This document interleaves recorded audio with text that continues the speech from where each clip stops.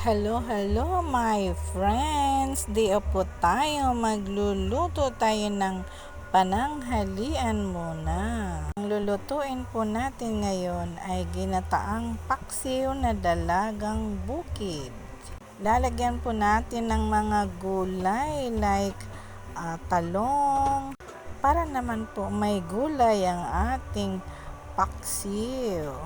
Ginataang paksiw, hindi nawawala ang gulay, and then lagyan natin ng okra para di mawawala ang gulay sa ating mga ulam.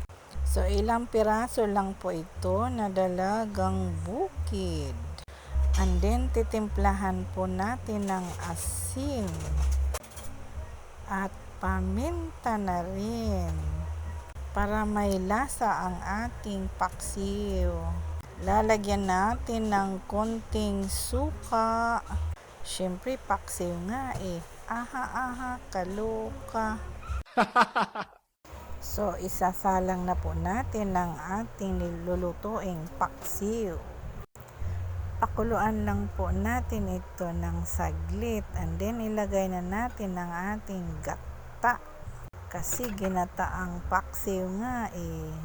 Promise, masarap po ito. Medyo may sabaw lang.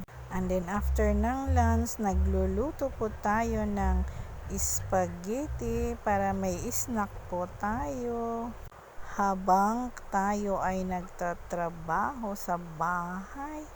Magutom pala pag day off. Aha, kaluka. So, ito lang po ang ihalo natin, giniling at saka yung chili con tuna. Masarap ito, medyo maanghang na matamis-tamis ang ating spaghetti today.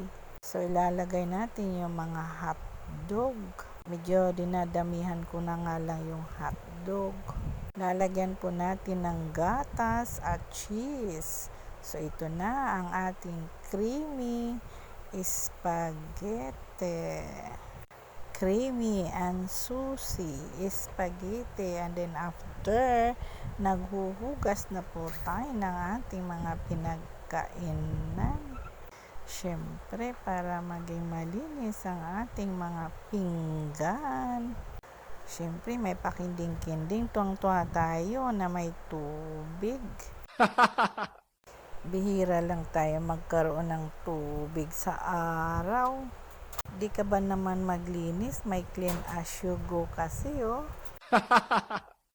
So linis-linis din pag may time. Todo linis na nga eh.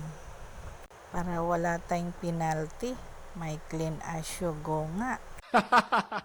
So, tinutudo na natin yung paglilinis. Then, after, umakyat tayo sa itaas para ipagpatuloy natin ang pagtahi sa ating kortina. Nagtatahi po ako ng kortina.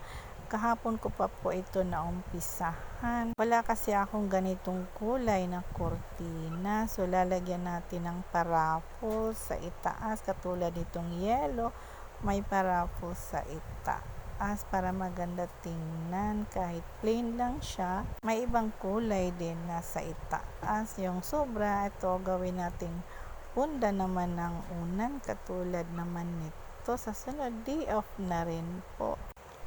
So ako kasi pagka magpahit ng cortina, terno-terno talaga.